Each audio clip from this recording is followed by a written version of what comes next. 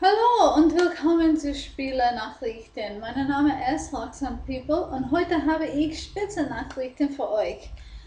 First up, Skyrim got a creation kit for the PC and it comes with all kinds of lovely mods. Once again, this is showing that PC gamers are like, the favorite child of the gaming world.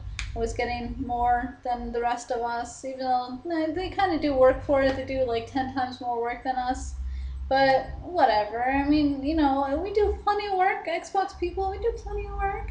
You know, and we're only the middle child. We kind of get what we want, but then every once in a while we get grief, like Xbox rewards or whatever. And then there's a child called PS3 over there in the corner getting beaten daily, and God knows he's trying, but just, it doesn't work out for him. I really do feel bad for PS3 people sometimes. I mean, first you guys all get hacked because freaking PlayStation is gonna decide to play chicken with a world infamous hacking group. And then in September, they changed their policy that you guys all signed and stuff, where like in the very bottom in very small text, there's like a little clause where you can't sue them unless you write them a letter, like a physical letter with like paper and pen and stamps and stuff to ask for those rights back. And then, yesterday, you guys, when you signed on to your PSN accounts or whatever, PSN was getting merged with Sony Entertainment Network. And so you guys had to sign another new policy thing, privacy policy, terms of service thing. And hidden in that was the fact that if you pre order a game on PSN, you can't ask for a refund and you can't cancel it. This isn't really a big deal because if you're going to pre order it on PSN, you obviously really want the game, but it's not the point. The point is principles, right? Principles. PlayStation people, you gotta get principles, or else, you're just gonna end up gaming Slutty Sister. You're still loved by some PS3 people, namely Uncharted 3, who let out a DLC yesterday for a 3-player co-op storyline. And in the storyline, you're going to be playing as Zoran Lazarevic, Harry Flynn, and Eddie Raha, the 3 bad guys of Uncharted 3, I guess. I've never played that game because I don't have PS3. But yeah, you're gonna be playing as those guys, and also you got yesterday new skins. The 2 Rogue skins, Rogues 1 and Rogues 2, are both $2.99 each, and then the Donut skin, which sounds the most interesting, obviously, is $1.99. And don't forget, on February 21st, you're also going to be getting a flashback map pack from Uncharted 2, and that's just going to have a bunch of Uncharted 2 maps, and it's going to be $10. So there's that. Another person who loves you, Battlefield 3. Because they fixed that problem that you were having with your mics, apparently. Your Bluetooth mics were having problems or something with Battlefield 3. They fixed that. They said that if you're still having problems, though, especially if you have an SLEH75 mic, that's the one that they're calling out specifically as having problems with Battlefield 3, what you need to do is you need to plug it in with a USB directly to your PlayStation 3 before you start playing Battlefield 3.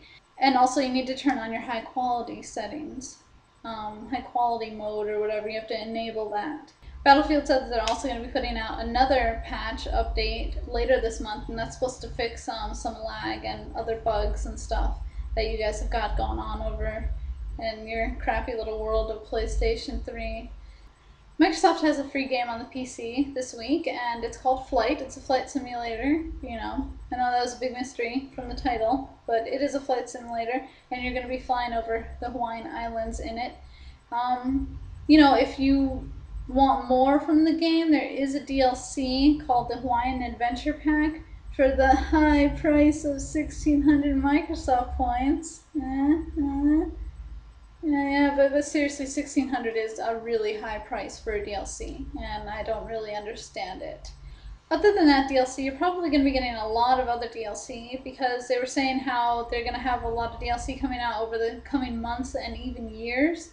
So I guess that means that they're going to be doing it pretty consistently if they're planning ahead a year or more into the future for this as far as DLC future. So if you like flight simulators, get it because this looks like it has a future ahead of it, and it'll be around for a while, and it's free, so everyone loves free stuff. Free is like my favorite flavor.